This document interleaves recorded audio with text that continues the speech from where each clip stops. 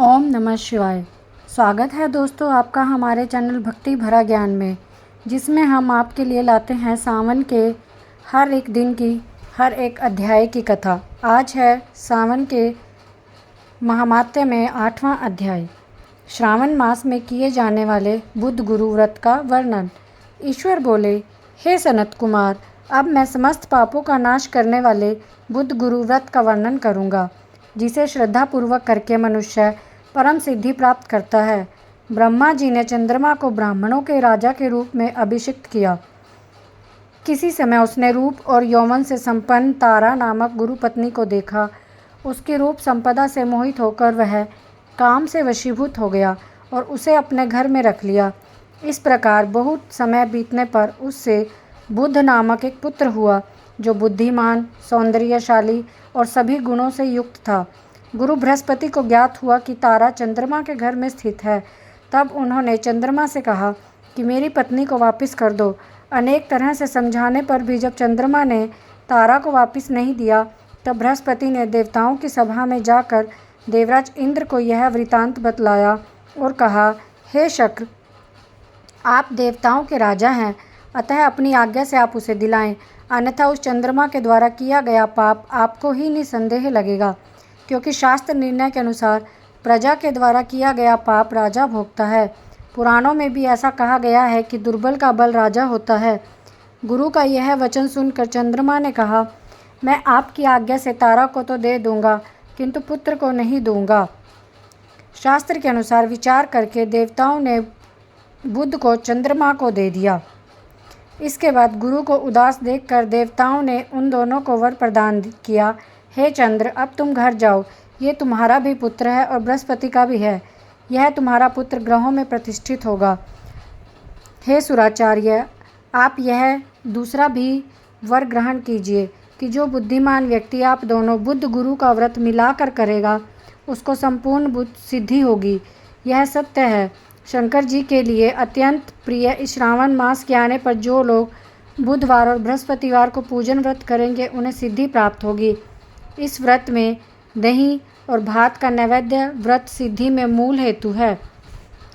स्थान भेद से आप दोनों की मूर्ति लिखकर पूजन करने से भिन्न भिन्न फल प्राप्त होता है। यदि कोई हिंडोले के ऊपरी स्थान पर आप दोनों की मूर्ति लिखकर पूजन करे, तो वह सर्वगुण संपन्न और दीर्घायु पुत्र पाएगा। यदि मनुष्य कोषागार में मूर्ति को लिखकर पूजन करता है, तो उसका खजाना बढ़ता है। इस प्रकार पाकशाला में पूजन करने से पाक वृद्धि होती है। शय्यागार में लिखकर पूजन करने से स्त्री का वियोग कभी नहीं होता। धान्यागार में लिखकर पूजन करने से धन की वृद्धि होती है। इस प्रकार 7 वर्ष तक व्रत करने के बाद उद्यापन करना चाहिए। उद्यापन से पहले अधिवासन करके रात्रि में जागरण करना चाहिए। सुवर्ण की प्रतिमा बनाकर विधि पूर्वक 16 उपचारों से पूजन करके तिल, घी, चारू और अपामार्ग अश्वत्थ से युक्त समिधाओं से होम करना चाहिए। अंत में पूर्ण आहुति देनी चाहिए। उसके बाद मामा व भांजे को प्रयत्न पूर्वक भोजन कराना चाहिए। इसके बाद ब्राह्मणों को अन्य लोगों को भी भोजन कराना चाहिए, स्वयं भी भोजन करना चाहिए। इस विधि से 7 वर्ष तक मनुष्य सभी मनोरथों को प्राप्त कर लेता है। जो इसे विद्या की कामना से करता है, वह वेद व शास्त्रों के अर्थों को जानने वाला हो जाता है।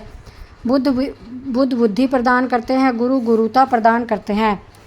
हे भगवान, आपने जो यह कहा, इस अवसर पर मामा भांजे को भोजन कराना है।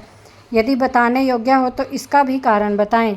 ईश्वर कुमार बोले, हे सनत कुमार, पूर्व काल में अत्यंत दीन दरिद्र कोई 2 ब्राह्मण थे। वे दोनों मामा भांजा थे। उदार पूर्ति हेतु परिश्रम पूर्वक भ्रमण करते हुए वे दोनों किसी नगर में अन्न मांगने गए।